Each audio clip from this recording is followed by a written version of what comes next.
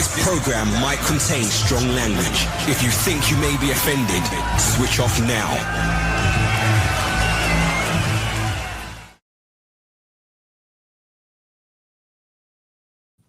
Hello, everybody. Welcome to Watch Mojo and the 2025 Year in Review edition of the Inside Podcast.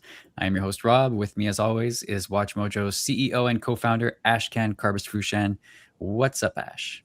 It's crazy when you put it that way. It feels like yesterday. I was standing on a beach and you emailed me saying, I want to do podcasts. And here we are. It's crazy. The year has flown by. From your vantage point as Watch Mojo CEO, how would you describe 2025 in one sentence? I think it was a year of resurgence. You know, we had things that were out of our control starting in 22, interest rates going up, kind of sanity coming back to the marketplace, which I always welcome, which kind of created all these headwinds that we had to navigate. And then I think we kind of bottomed out in 24, July, literally. And then we kept growing and growing. And this year we could look back and be like, oh, yeah, it wasn't just talk or a mirage. Like we're in our third phase of growth in our 20-year history. So it's a great year, everything being said. Exciting. Sets the stage for 26. Yeah. You mentioned this time last year, you received an email from me pitching a podcasting initiative, and look where we are now. This is episode 34. We did our first batch of 20 inside Watch Mojo or Inside Mojo, and those were focused mainly on the company's 20-year history and the parallels between, the company's development and YouTube's development. And then we branched off into different topics each week with the more general Inside podcast. We're on episode 14 of that today, and that's not even to mention the other projects we've done. And I was going to say, like your podcast with Unveiled obviously got a lot of traction. And then this created, the first 20 episode of Inside Mojo created like a framework of like what other podcasts we should do. And Yvonne, the producer on this show, and Sean and others, and Matt, obviously. No, it's good. I mean, for us, as we've said it, is when you're like a leader in videos, podcasts are kind of a step down from a production lens. Mm-hmm. Whereas if you're New York Times publishing great articles, podcasts with or without video are like a step up. So for us, it was also a challenge of like tackling the medium and the format while staying true to our like editorial ethos, but also not to like create a cheap product just for the sake of it. Yeah, absolutely. And it kind of aligns with audience trends that we see where people are, on one end demanding longer and longer content, and then on the other side demanding shorter and shorter content, which we've really expanded our shorts offering too. So it's like moving in both directions at once. But let's take the conversation to the media industry at large. How have things changed in 2025? You mentioned that it was sort of a media reset this year. How is that the case? I think what started with in 22, where interest rates start to go up to reflect inflation. Your interest rate is basically inflation rate plus the real net, rate of return. So it made money more expensive. So people had to become more selective. It took a bit of time depending on project and company. But I think this was a year that I loved, which was like a lot of the nonsense and, vaporware just leave the stage. I think this year, if you were going to do something, you really had to have conviction. You weren't just doing it because like your neighbor across the street was doing it. You were doing it because you believed that it made sense. And that's usually the environment that we have done well in, like if you look at certain inflection points, 2007, 8, 2011, 12, it was always periods where others realized they were doing things that were not sustainable. And then it created a bit of an opening for us. Is there any sort of audience fatigue happening right now with regards to, it doesn't seem like the box office is doing particularly well. Streaming has kind of taken over, but people are a bit bored of that. And there's more movement now with big acquisitions being made, Netflix and Warner Brothers, et cetera. What's that landscape looking like? Yeah, I think I always start macro. I think there's generally a human being fatigue coming out of COVID, work from home, return to office, AI, demographics, inflation. You read the metrics, you're like, oh, inflation was only 2-3%. But then you go to the grocery store and you're like, why does my bacon cost, $15? So I think in general, there is this like fatigue and, nevra that people have been brewing. Now, in our little world of entertainment, absolutely. It's like I try to watch a random sports match. It's like, good luck. Is it on the first cable channel you used to watch it? Nope. Is it on the second cable channel you didn't want, but you had to get? Nope. Is it on some streamer? Is it a dick swinging match between Jeff Bezos and, whoever else that they're overpaying for rights, like disrupting the user experience? It's a bit ridiculous. But yeah, no, there's definitely fatigue. But also, what are you going to do about it? Like, this is what I tell people. I wrote an article yesterday about Quebec 3.0. It's a lot of talk. People talk a lot. They vent a lot. They whine a lot. What are you doing? Are you doing anything to change it? You're unhappy. You have the, like you, me, everybody, Joe. You could change your life. You could change things. You don't have to accept, things in your life that you don't like. But I also think people are full of it. They're apathy. It's all talk. And, it's like as an entrepreneur, you meet a lot of people that talk a lot. As an investor and other entrepreneurs, I sure as hell meet a lot of entrepreneurs that talk a lot. What are you doing to actually like solve this, frustration? Yeah. Well, they say people vote with their wallets, and we saw that with the decline of cable television and then the rise of streaming. But I feel like that is going to hit its own sort of decline. I feel like the growth phase is over for that now, isn't it?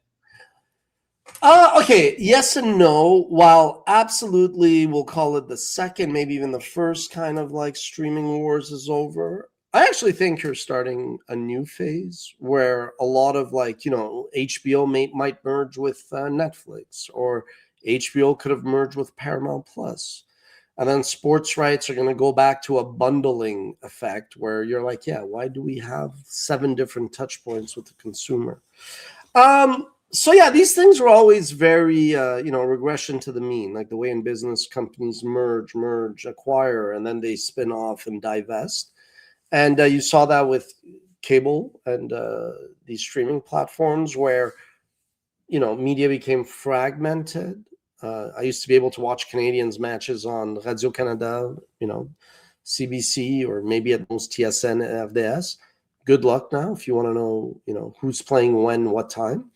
But I think you're going to see both. You're going to see a little bit of a flight to quality to the leading platforms, but then the leading streamers are also going to get much, much stronger.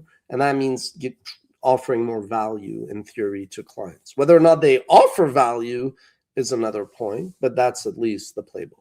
Right. So are the tech companies going to be taking a cue from legacy media? Because it seems like, yeah, you mentioned like the bundling and the packages, and it just seems like a more sensible way to offer product to people, which is much more simple. Are we going to see more of that? So a lot of people are going to get butthurt by this, but the reality is that these organizations, there's usually like one visionary doer leader that sees the future and 9 followers that are, struggling with inertia and complacency. But yeah, I think some of it is herd mentality. Which applies to everybody. So if you are, for example, at a YouTube, and historically you're like, well, we don't care about rights. We don't want to own the IP. We just want to be a platform. Well, if you see Netflix and Paramount and HBO and all these companies, Warner, making moves, you're also going to find yourself sucked into this mindset. You're like, maybe we should also make moves for rights and not just be a platform. And it's like that pyramid and sphere that we alluded to last week. I think the difference between a technology company that is a platform that has access to audience versus a content company that has rights and library, I think those are going to continue to mesh into one. Again, Amazon bought MGM. They may buy many more things.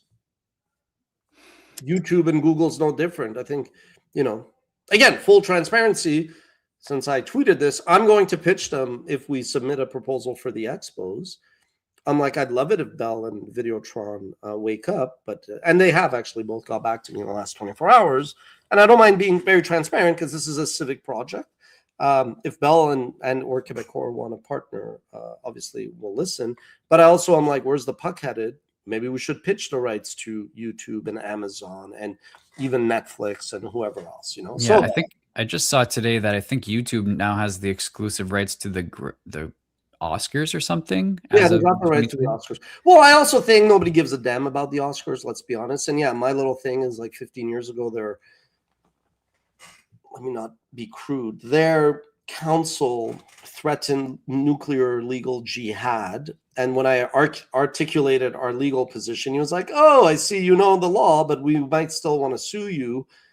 And I was like, very politely, I told the team, I said, nobody gives a damn about the Oscars. And look at it today. If anybody gave a damn about the Oscars, ABC and Walt Disney that had the rights would have still paid for it. The fact that ABC and Walt Disney's like, you guys could go find something else. And it's YouTube's insecurity to be seen as more credible, more legit, more mainstream, that they're probably giving them a deal that isn't even that much of a sweetheart. Nobody cares about the Oscars because they were a bunch of nearsighted Luddites. So, yeah. I do think more people will probably watch it on YouTube than they would have. Nobody's watching ABC, but it's also sure. like, if you wait 10 years to take care of something, by the time you take care of it, it's too late. So, good for them. I'm happy for them, and I'm happy for YouTube. Ultimately, for us to continue to do well on YouTube, we need YouTube to look more and more like TV. Yeah. So take the Oscars, take whatever other garbage things you want to take that nobody cares about. And I'm not being facetious. I'm just saying, does a 14-year-old really care about the Oscars? No, but in the trades, in the press, it's a win. But it's really, is it a win? Does anybody really care about the Oscars anymore? Yep. I just want to take a moment to say hello to everybody in the comments who's writing to us. And if you have any questions for us, please leave them down there and we'll get to them, whether they're about anything WatchMojo has done in 2025. Since it's December, I'm like vendetta, vengeance. I'm not a vindictive person, but whoever that lawyer was from Quinn Emanuel can go kick my ass right now because I was right, basically. But let's move on. Sure. So with that said about YouTube and the streaming platforms like Netflix, how has free video fared versus subscription-based video over the past year? Yeah, so in all of my presentations going back many, many years, I would always say that SVOD, subscription video on demand, like Netflix and others, it's easier to monetize, so it makes a lot of noise, as it should. But I said long-term, people look for free. Free is undefeated, like gravity. And I said people watch time. People are spending more time around AVOD, but the advertising dollars don't reflect it. So I think that is now happening where there's enough advertising leaving TV and other dying media like print, which I don't even think is a thing anymore. And it's flowing to AVOD. So not surprising. And I think that's why YouTube is only going to get stronger. And I think we're going to have all these like second tier wannabe YouTube things, which will get some, dollars. But I really think this is why I said YouTube is only going to get stronger the next decade. I think YouTube is going to go parabolic. And so long as we're on that train, ride that train, don't fall off that train, we'll benefit a little bit as a result of that. But for sure, the spoils will go to the platform. YouTube is going to, it's not too late to buy Google stock because YouTube is going to really, really crush it in the decade to come. We got one question in from Taekwon Williams. I was going to save this for the end, but we might as well address it now since it was asked. What's next for you and WatchMojo for 2026? So, I've said don't expect extraordinary outcomes by doing ordinary things. So we will continue to do the things that I call our core. WatchMojo, Miss Mojo plays.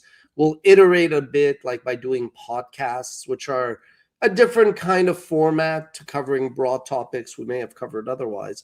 But a few of the initiatives that I'm really pushing into, for one, is our slate of scripted shows, which I had developed and sat on. But, I'm already attaching showrunners and screenwriters to projects like Countdown, which is like the social network, or The Founder meets the YouTube WatchMojo kind of version. We're going to be doing not Down for the Count, Running Out of Ideas. Running Out of Ideas is like The Office, but about YouTube on YouTube. That might be more of a pilot, like vertical short style, but it'll be kind of teasing what would eventually be Watch Mojo fictionalized, where each episode is like, we got to do a list, and then you have like hilarity and debate and friction. And there's so many other projects. And frankly, I'm now running with Principles. Sorry, Principles something else. Principles is a very different. I won't even get into it today. I am also like pushing now Willpower, which is like Field of Dreams meets Moneyball, about what I'm doing with the expos, but fictionalized, but that through line of reluctant entrepreneur who starts a company, forgets about it, almost, not me, so I'm exaggerating, almost becomes a sellout, almost becomes what he hated and criticized 20 years ago. The guys who start with nothing, end up somewhere, then turn their back on community. And there's a scene where, I was like, Ash from 2003 has a letter to Ash in 2025. Well, I can't make it too like Harry Potter like. I was like, I think that's what Jim Carrey did. Didn't he write a letter to himself and then told him, so he gave himself 5 years to make $1 million or something, and then he did that? No, so I was working on that last night, and I realized the best way is just a letter in a box. Like I have this box of mementos, and like let's say I go to look for like this Delino the Shield sign card, which is going to prop in everything we've done in the early years, and a ball. People said I had ADD when I did the Brody Brazil. I don't think I have ADD. I probably have worse. But anyway, focus, Ash. So that is a big part of what we're going to be doing. And then, I won't lie, this Expos revival project becomes more and more, in terms of what we control, like preparing a great proposal that is baseball first, community driven, financially structured properly.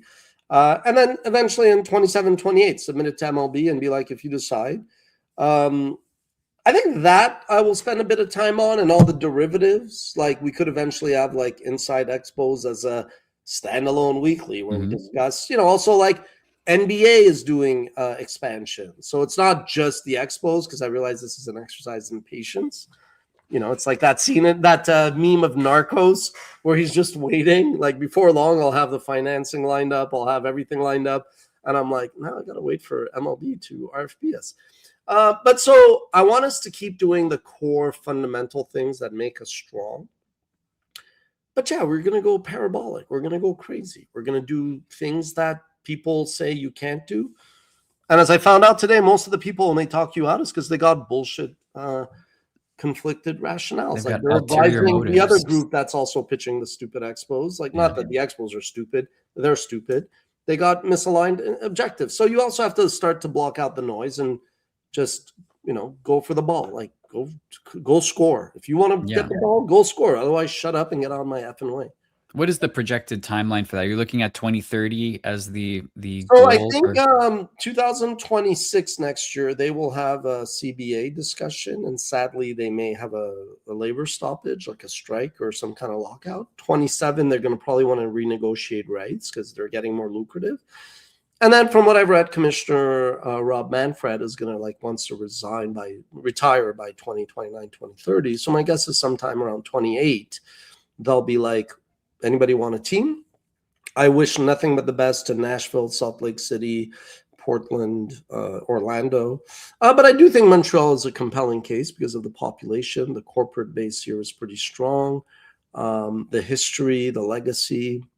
I also think, again, I'm a nobody, not to overplay our hand. I think if a Watch Mojo comes along and says we're part of the mix in terms of marketing and our unity, which rearranging as FanOS or Thanos, right, like a platform where sports teams, sports leagues could open up their games to fans to create highlights, mashups, but they could control the IP, they could control the rights, they could control exactly what you guys use Unity for. Wouldn't that be incredible if you're the league, instead of just some kid randomly taking, a Connor McDavid shootout and just putting it on X? If you could give the control back to the leagues. But I'm also fine, if some other group wants to come and propose another nonsensical condo project with the league and the stadium as an afterthought, where they're just whoring up this amazing franchise and legacy of the Expos so they could score 5 extra points in their portfolio return, and the league prefers to go with them, I defer, go with them. But I say this in jest. I'm a man of the people. I hear the community is into it. It's in my wheelhouse. And I also think, again, if you and I are on a plane going to a business meeting and the captain has a heart attack and the guy next to us is like, I'm a pilot, wouldn't we want him? Wouldn't he want to, or he or she get up to land the plane? Mm-hmm. So this Expos project, I realize, is like you need somebody who, okay, has the network, has the time, the temperament, but it's like somebody filling out an application. It's like, yes, here. And so I'd be a hypocrite not to I do think it. you check a lot of the boxes. I wouldn't sell Yeah. yourself so short. Yeah, but no, thank you. No, I think, yeah. But the point is, I'm not here to play hero, but I'm also not here, like, FU money is not, and I hate that term, but we all know what it means. FU money is not all of a sudden you're rude to people. You don't open the door and you're like, it's the opposite. It's you could take the time to do things that most people would like to do, but they can. But it's also, yeah, I don't care. Like Montreal was built by people that were like me, risk takers, bold. Then their kids took over and for 50 years sat and suffocated the city just to preserve their power. And they don't like me saying this, but come debate me. Come tell me how I'm wrong. Where am I wrong? And now the third generation, I see they email me and they want, I have more than enough support. Like already the P portion will be oversubscribed. The high net worth family office, I'd like it if it's from local. If not, there's already starting to be interest from abroad, like premature, just to educate themselves. But I get a lot of people that work for these families and these corporations that like are trying to get involved, but they're like, well, trying to see what our supreme leader wants to do. F them. They're not going to help you. They're not going to help you. They're not going to help the city. They're here to mitigate risk, not mess up their legacy, zero vision. And I think, forget the Expos. For those people, your future is not going to get helped by these people who are just trying to preserve their fortunes. Yeah. It's not very complicated, right? And in America, it's so big that nobody's offended if somebody tries to create something out of nothing. But here, these people get offended because you don't want them to sit on your neck and starve you and drown you and not let you grow as a person. So I kind of view it more as a calling for that, where this is a challenge to the city, to everybody, and saying, your allegiances are in the wrong place. So anyway, maybe you can start a cultural change that has a lasting effect. Well, somebody said this. I think I said this. Change never comes from expecting the people that you hope will improve things. Change actually generally comes from reluctant people. Mm-hmm. So shifting gears back to Watch Mojo, we also got holiday wishes for some of our presenters, which is very nice. Patrick, Phoebe, Peter, Ryan, Ricky, and Young Deuces. And also another question, how is the Watch Mojo lady, aka Rebecca, who, now that I think about it, why haven't we had her on this podcast yet? Well, she came. No, it's true. She's got a standing invitation. So Rebecca, again, like I discovered her 20 years ago, So I don't know if like we've ever been the kind of platform for talent that is more ad-libbing, on their feet quickly, like more raw. It's not a good or bad thing. Mm-hmm. I think we've always been more of a home for people that take the time to polish their craft, whether it's voiceover, whether it's research. So this isn't for everybody. Like even when we had Brendan from the Gazette to talk about the Expos or the Habs, I think, he was like, oh, it's live? When we had the gentleman join us for the unveiled UAP, he was like, oh, it's live? Live isn't for anybody, but Rebecca's more than welcome to join us anytime she'd like. Maybe in the new year, like as a what to look out for this year. Yeah, I think we should, as a sort of evolution of this, maybe try to extend the invitation to more staff members to join us. Quick one here. Who's going to win, Joshua or Jake Paul? Well, is it a real... Let's start with that. Is this a real contest? That's an entire other debate. whether the fight is going to be legit or not. But let's assume that it is. Does Jake Paul have any chance against Anthony Joshua?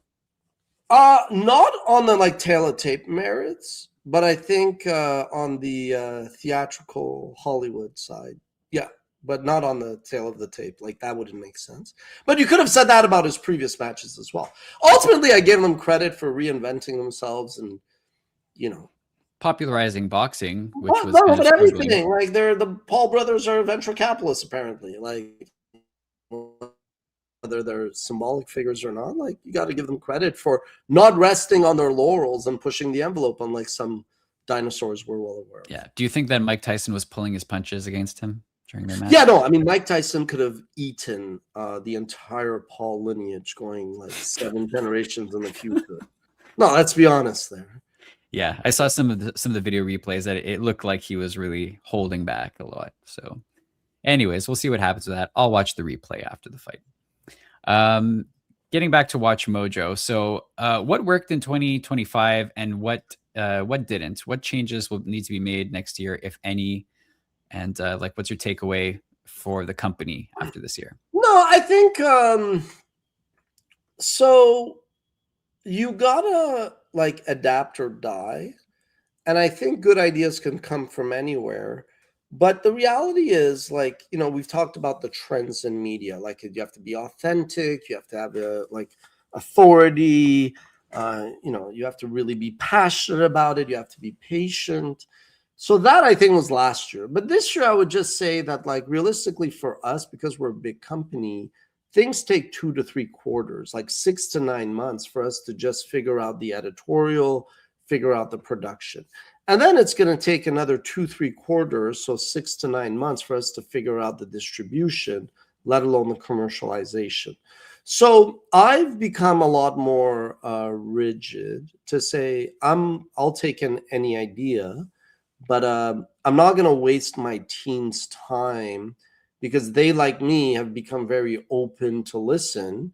So I'm like, let's just think it through and then ask ourselves, we have the conviction, the patience, because like whatever we want to do is like a 1.5 to 2 year venture.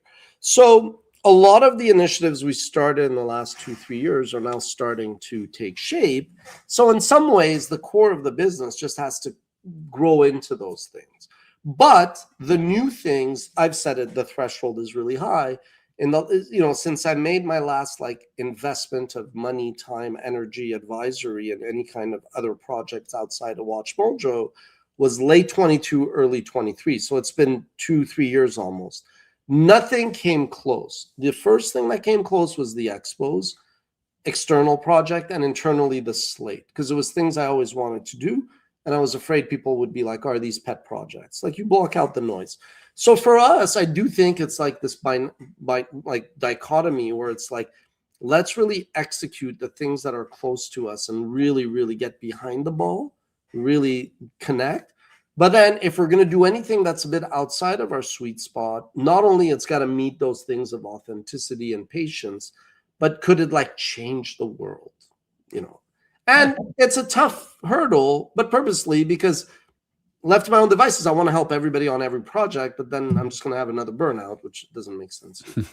Looking at WatchMojo's editorial, it's clear that we rely less these days on external trends and virality than we used to. So is this emphasis on consistency a good thing to you? Is that going to, I mean, I think some of it is because we are less like we're past the peak, you know, peak TV streaming geek culture era. Mm-hmm. You know, we used to do a lot of original programming, sketch comedy, skits, you know, cooking, whatever. And then obviously, both as a personal interest, but just seeing where the puck was headed, we really doubled down on geek culture, which meant we were going to be producing derivative, transformative shoulder programming. I do think that that is waning, and between AI strikes, Hollywood being just a retard, you know, ground zero for kakistocracy and nepotism and the, you know, the holy grail of bad decisions that made sense in a bygone era. I definitely don't think we should like hitch our ride to just covering what Hollywood is doing. And it's hard on a culture basis because we hired all these people that are fans of the Disney universe and, you know, Marvel and all that. But it's like, it was hard. But I think this year the team realized that we're just good at like telling stories, and we could come up with like, whether it's true crime or UAP or history, things that don't really rely on others. And I think that's what you're seeing now. Yeah, and like you always say, it's cyclical too. So it's not like we'll never get serious we'll go about back. covering Hollywood I again, mean, you know. No, you're right. And in some ways, whether the Ellisons and Paramount acquire Warner Brothers or Netflix acquires Warner Brothers, maybe not to the same profound effect as when Disney bought Marvel, Pixar, Lucas, but I think you're going to see an investment like in DC IP that maybe you just didn't see in the last decade. Or maybe the Looney Tunes, you know, Roadrunner becomes this thing, and we start covering the origins of Roadrunner, which seems crazy, but 15 years ago, people thought I was crazy, where I'm like, we should do a biography of Batman. And they're like, you know, he's not real, right? I'm like, you don't understand my point. I think because he's not real, it would be. So, yeah, so I think there's going to be another event to trigger that, but you can't wait for things to happen. You have to go after the puck. Yeah, you briefly mentioned AI, and that's one thing that's kind of been revolutionizing our industry in a lot of ways, for better and for worse. You know, people have different things to say about it, but from your view, where has the automation enabled by AI helped, and where has it become clear to you that humans are still needed in certain positions? Well, I mean, look, I'm a fundamental believer that humans will always be needed in everything, but I also think that humans would not be here if it wasn't for technology, whether it was the printing press, whether it was, you know, the internet, fax machines, or whatever. I do think we're now past the point of people questioning it. I think when doctors are like, the world of medicine will change. When investment bankers are like, yeah, we don't need to spend, you know, if I look at the last year, AI was an aid. It was a research analyst. It was like a filter to edit. It was just like a sounding board. I got more done in a year, I don't want to say than ever, because obviously when I started WatchMojo and other years, I got a lot done in certain years. But I mean, I think this year, the reason I got so much done is because AI just allowed me that at moments when I would have writer's block or just entrepreneur, you know, angst or whatever, that like AI would just, I could just feed it a prompt or two and then get me something. Or if I would write something that was a bit more emotional, it would filter it and make it seem more sane, less crazy. So no, I actually think now that, like, you know, we started at a board meeting this morning and I said for adoption, for alignment, we started off AI for us very bottom up, but then to execute, it became very top down, where you guys remember, I was like, hey, if I say by December 1st, 80% of our projects have some AI to help, not to replace, but to help fact check, to make it less clunky. You guys were like, what, 80% December 1st? And then you guys were like, no, the number is really whatever, 25% by here, 40%. So I do think now we're past that in like industry and the economy of people questioning the merit. You know, if you're not using AI to research your trip, to look for recipes, to see if that little bump on your leg is just a bump or polio, like, you're an idiot at this point. You know, it's like, if you really, really are going to plan a trip without Google in 2000, guess what? You know, you're going to the wrong country, my friend. Like, I can't help you, you know? And I think the team, again, the reason why culture eats strategy for breakfast, the same strategy, if the team was not, you know, didn't believe in what we do, didn't, you know, it wouldn't work. So, so I think this is going to be the year where you're going to really see AI become a lot more natural, no second guessing, not a lot of resistance. But the people that are still like Luddites with their head in the sand, like, I think society will leave them by, because AI does replace a lot of skills and steps that before you needed a human, but now you could just bypass.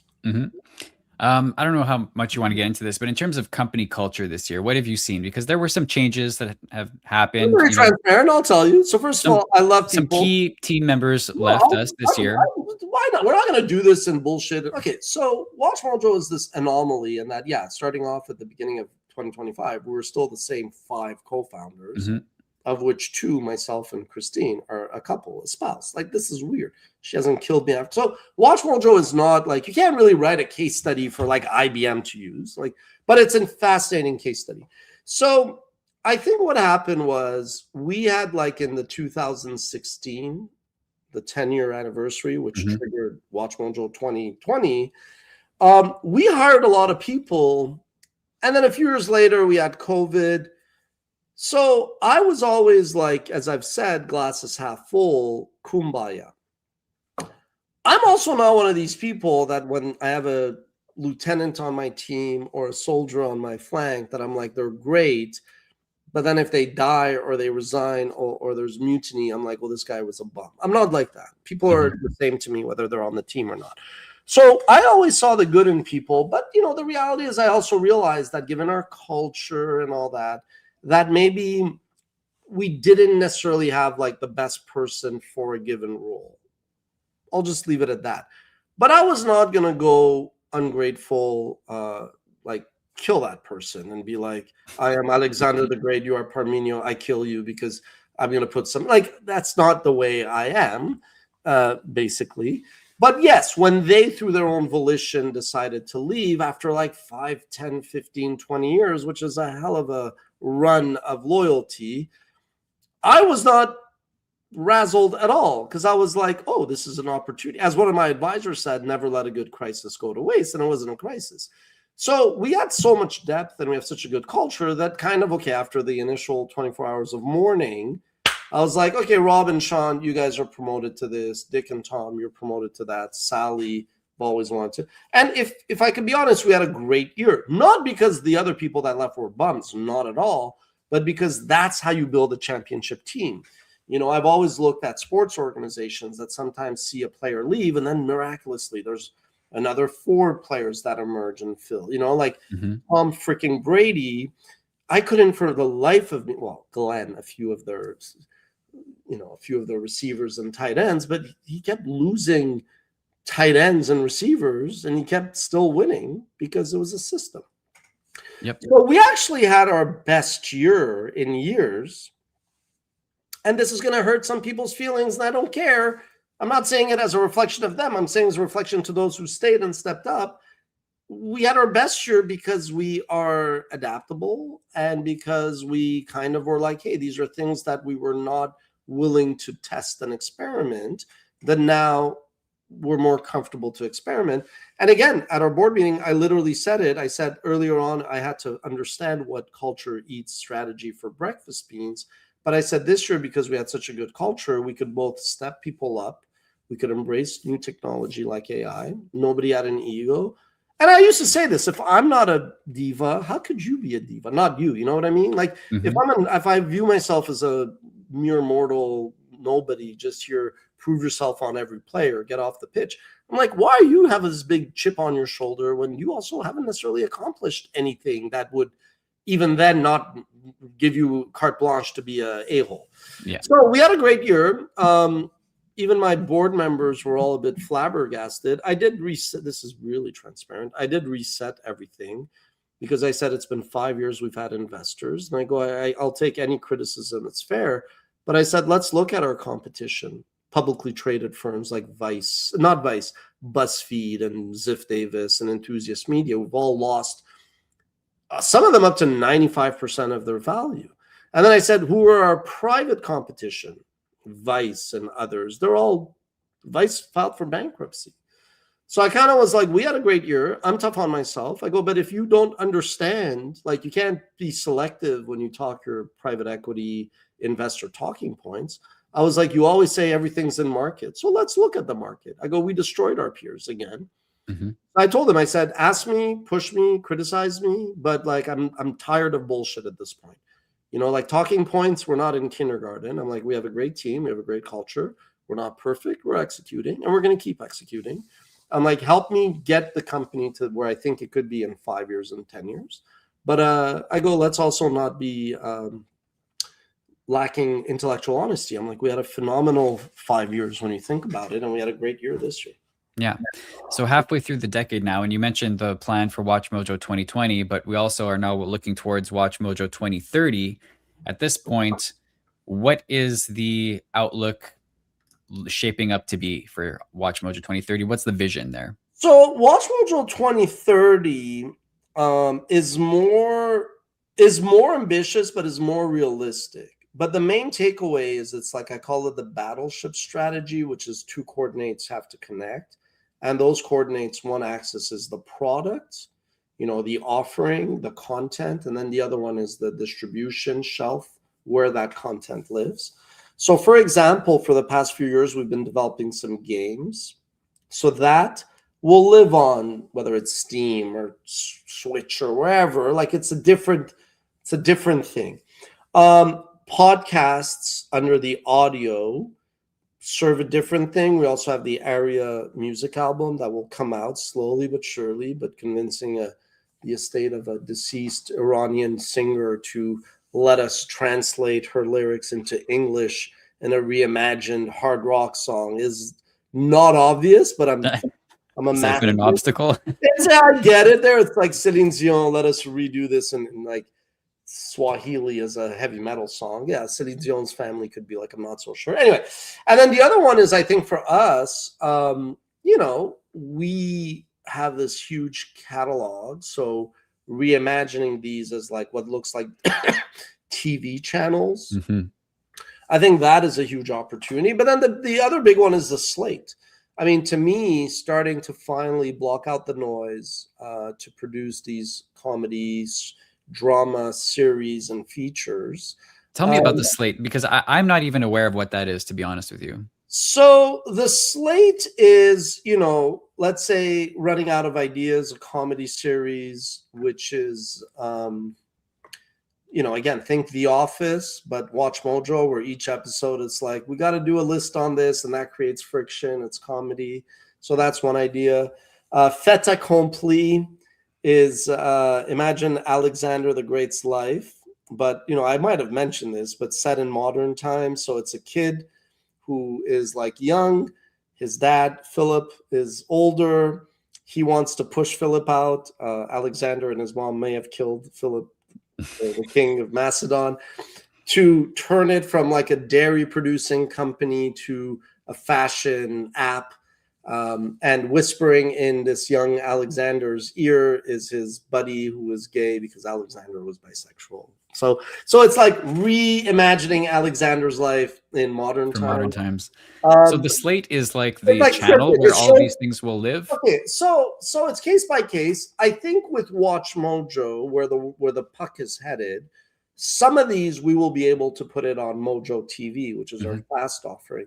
Some of these we could just take a shot and do TVOD. You have AVOD, advertising video on demand, SVOD, subscription on demand, TVOD, transactional video on demand, which by the way is OnlyFans business model. The reason why, just for research, the only reason why I realized, I was like, why is OnlyFans this successful to monetize? Like, why is it generating so much revenue?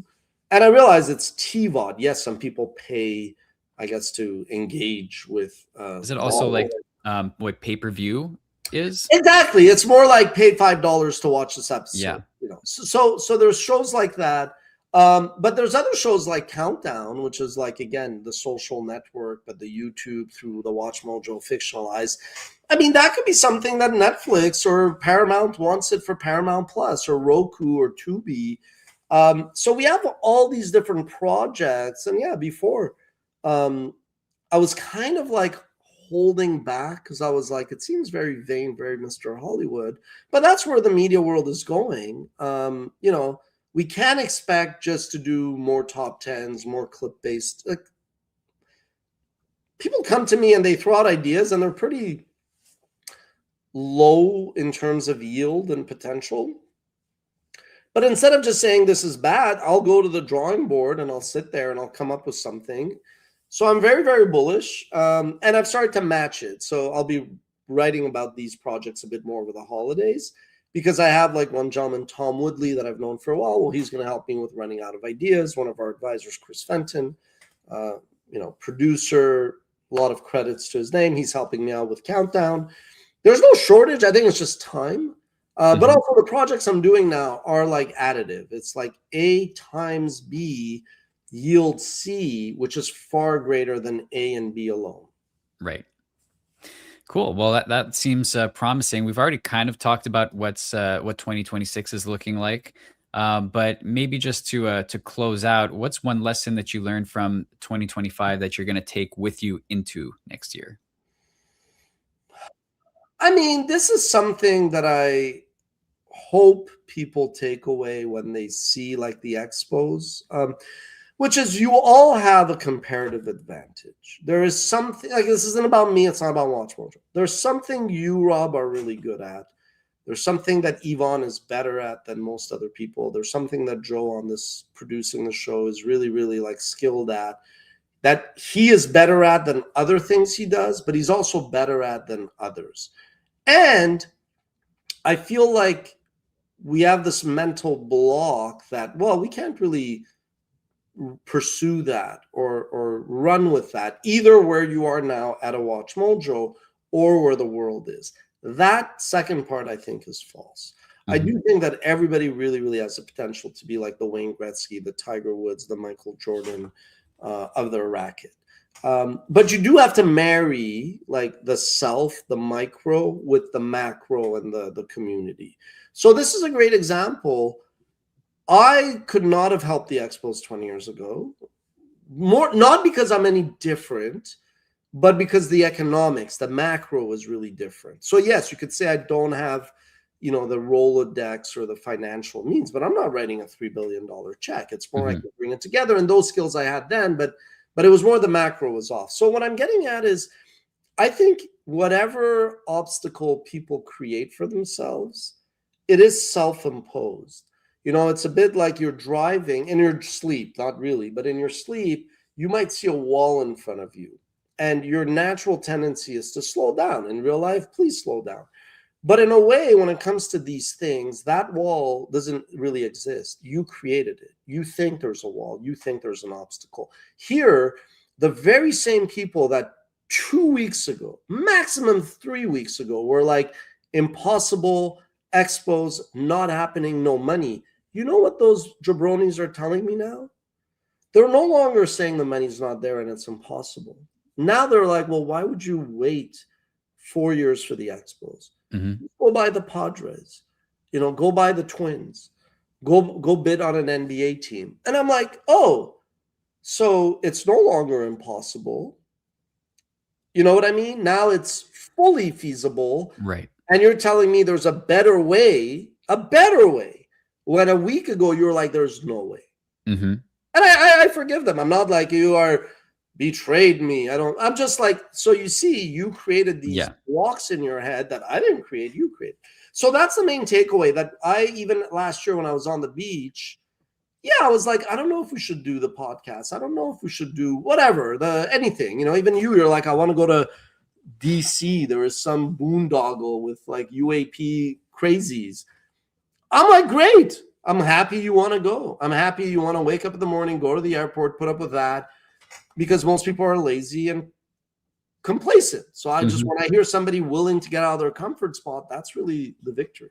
So that's the main takeaway, which is get out of your comfort spot. And when people say it's not possible, F them, kids. Wasn't it Henry Ford who said, if you think you can or you think you can't, you're right?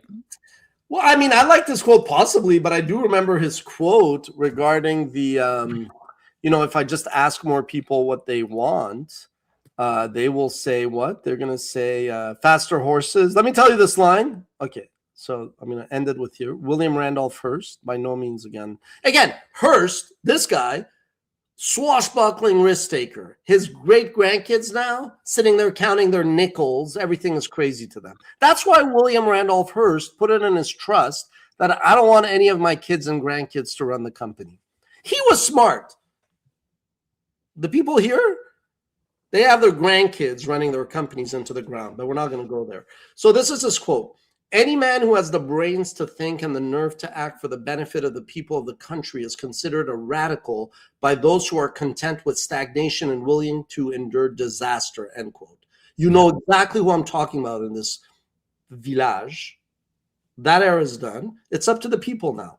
Do you want to continue to support this system that has held you down, or do you want to fulfill your potential and fulfill the city's potential? It's very simple. There's the past and there's the future. You pick your sides accordingly. Doesn't change my life, doesn't change the outcome. it's MLB's hands. But you understand exactly what I'm getting at. Yep, absolutely.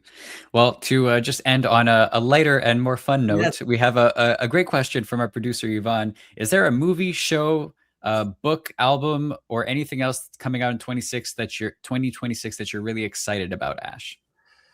Well, I mean, Aria, the music album where we're translating the Persian songs into English, reimagining them. I mean, again, everybody is so stuck in their ways. I would love for the whole album to come out, but getting 10 families of dead people is hard, just logistically. So that will be released as singles.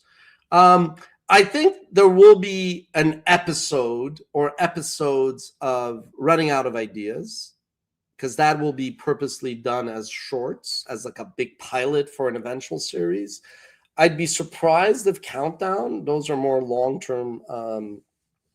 But yeah, there's going to be a ton more. And I will actually say this, because I don't really care anymore about how everybody feels, and I'm just more about follow your gut, follow your instinct, follow your purpose, stick to your principles. I think in 1 year, if we sit here, Watch Mojo and you and I, it'll be unrecognizable. Mm-hmm. Yes, because we have everything we need. We have the audience, we have the resources, we have the know-how, yada, yada. I'm not sitting here saying I'm going to send somebody to Mars, but the stuff that we pursue are in our wheelhouse. So it's go time. And also, I no longer care needlessly, excessively about how people's feelings are when I realize that their intentions were never pure and in the right place. At this point, if they are unhappy because their ego is bruised, but their intentions was never in it for the greater good, yeah, I don't really care anymore. Like, what about outside of Watch Mojo? Anything that you're looking forward to for next year? I mean, next year World Cup. I'm a sports fan, so I'm looking forward to the World Cup. Yeah, no, there's a lot happening, but I mean, I also think we started.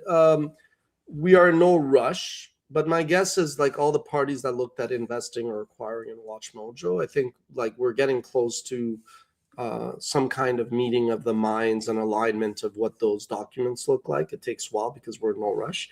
And also, as you look at the slate and as you look at the expos, these are some things that some partners are more interested than others. But my guess is next year will be some update on that front. Cool. Well, since this is likely our last podcast of the year, I want to take the opportunity to wish you happy holidays and happy new year. Likewise, Merry Christmas. Merry Christmas to you. Merry Christmas. And yeah, no, I mean, just spend the time, eat, sleep, spend time with your kids. It goes really, really fast. I cannot stress that enough to my team. I'm like, spend time with your spouse, spend time with your family. When they bury you into the ground, nobody other than your kids is going to remember that you were working late. I'm not saying don't work late that one time because you want to and you should, but the only investment I tell everybody to make is in their kids, and the rest is gravy. Great advice. All right. Well, thanks again, Ash. It's always a pleasure, and thanks everybody who watched. Wishing you guys a happy holidays as well, and we'll see you all in the new year. Take care, guys. Love See you ya. all. Cheers. Bye.